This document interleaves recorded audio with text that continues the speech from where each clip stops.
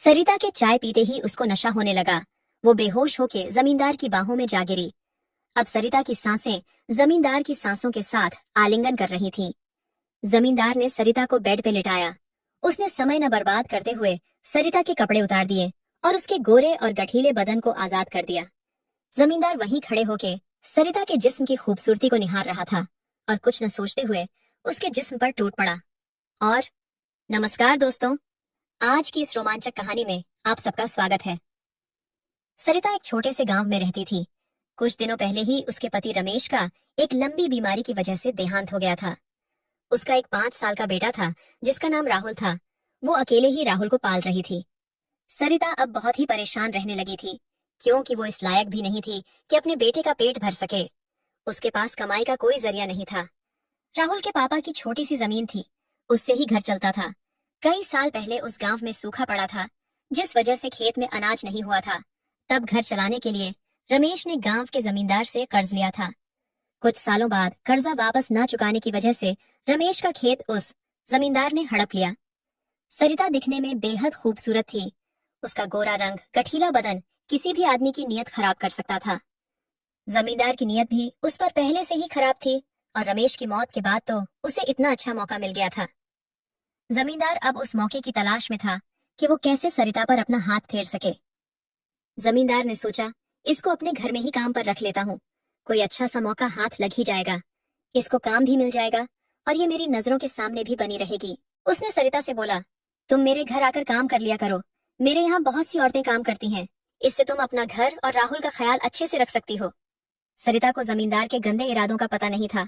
वो तो सोच रही थी कि कितना भला इंसान है, गरीब लोगों की कितनी चिंता करता है। वो उसके सामने हाथ जोड़कर खड़ी हो गई और बोली, जी शुक्रिया, मैं कल से आपके यहाँ काम करने आ जाऊंगी। सरिता अब बहुत ही खुश थी। उसको लग रहा था कि अब उसकी जिंदगी से सारे काले बादल हट जाएंगे। और यही सोचते सोचते वो अपने बच्चे राहुल को खाना खिला के सो गई। नई सुबह हुई सरिता राहुल को नाश्ता खिला के जमींदार के यहाँ काम करने चली गई। जमींदार ने अपनी पत्नी से कहा कि आज से सरिता हमारे यहाँ काम करेगी। तुम इसको समझा दो कि क्या काम करना है।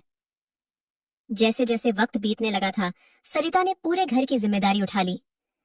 जमींदार की बीवी सरिता के काम से बहुत खुश थी। उसे कुछ बताने की जरूरत ही नहीं पड़ती थी। वो सब नौकरों से सारा काम करवा लेती थी। जमींदार भी ये सब देखकर काफी खुश था कि सरिता ने तो मेरी बीवी का भी दिल जीत लिया है। जमींदार भी सरिता से अपने छोटे मोटे काम करवा लेता था। जमींदार सोचने लगा था, अब अच्छा मौका है, किसी दिन इस मौके का इस्तेमाल किया जाए। अब तो वो रोज ही सरिता को किसी न किसी बहाने अपने पास बुलाने लगा। उसको बार बार काम के बहाने छूने लगा। कभी उसके कूल्हों को छू लेता था, कभी उसकी कमर पर हाथ लगा देता था। पर सरिता अभी इन सब बातों पर ध्यान नहीं दे रही थी, क्योंकि उसको लगता था कि जमींदार तो अच्छे इंसान है, हो सकता है गलती से उनका हाथ लग गया हो। ऐसे करते करते कुछ दिन बीत गए। एक दिन जमींदार को मौका मिल ही गया। उसकी बीवी कुछ दिनों के लिए अपने मायके गई थी। घर के बाकी नौकर भी अपना काम करके जा चुके थे। अब घर में सरिता और जमींदार के अलावा कोई नहीं था। जमींदार ने सरिता को अपने पास बुलाया और वहीं बैठा लिया और पूछने लगा कि राहुल की पढ़ाई कैसे चल रही है। कोई और भी जरूरत हो तो मुझे बता देना, मैं तुम्हारी मदद के लिए हमेशा खड़ा हूँ। और ऐसा कहते कहते उसने सरिता की तरफ एक चाय का कप बढ़ाया। सरिता ने चाय पीने से मना कर दिया तो जमींदार बोला, पी लो, तुम्हारे लिए ही मंगाई है। सरिता के चाय पीते ही उसको नशा होने लगा। वो बेहोश होके जमींदार की बाहों में जा गिरी।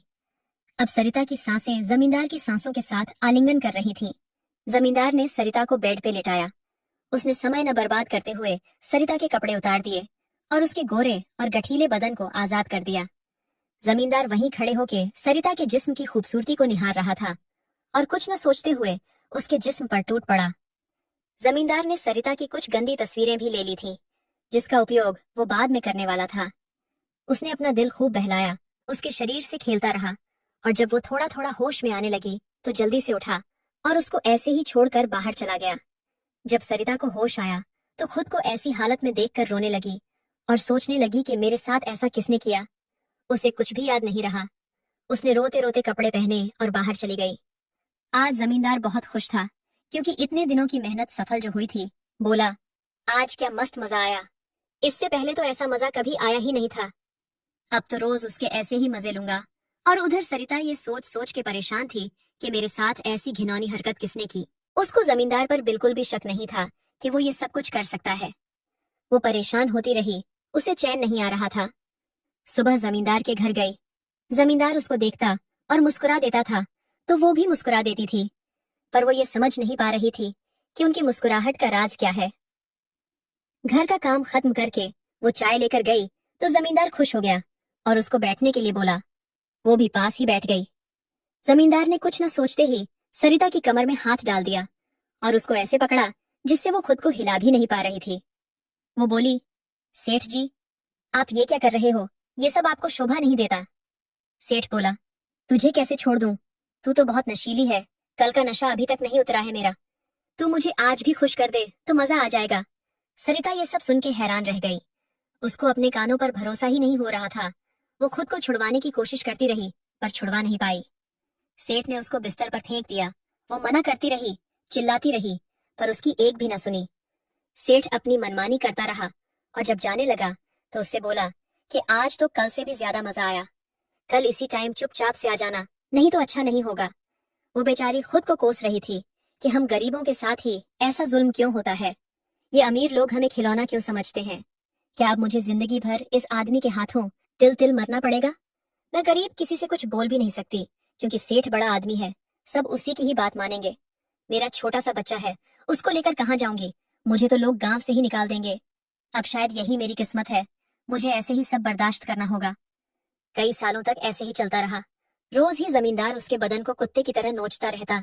सरिता तिल तिल करके मरती और अपनी किस्मत कोसती। हर बार वो यही सोचती कि क्या कभी ऐसा दिन आएगा जब मुझे इस कुत्ते से आजादी मिलेगी। हम गरीबों की यही कहानी है। मौत से भी बदतर अपनी तो जिंदगानी है। लुटा दी जिसकी खिदमत में अपनी उम्र सारी, उसी ने लूटी इज्जत हमारी है। कमेंट करके जरूर बताइएगा कि आपको ये कहानी कैसी लगी। अगर आपको ये कहानी पसंद आई हो तो इसे लाइक करें और अपने दोस्तों के साथ भी शेयर करें। आगे भी ऐसी रोमांचक कहानियों के लिए हमारे चैनल को सब्सक्राइब करें और बेल आइकन दबाना ना भूलें।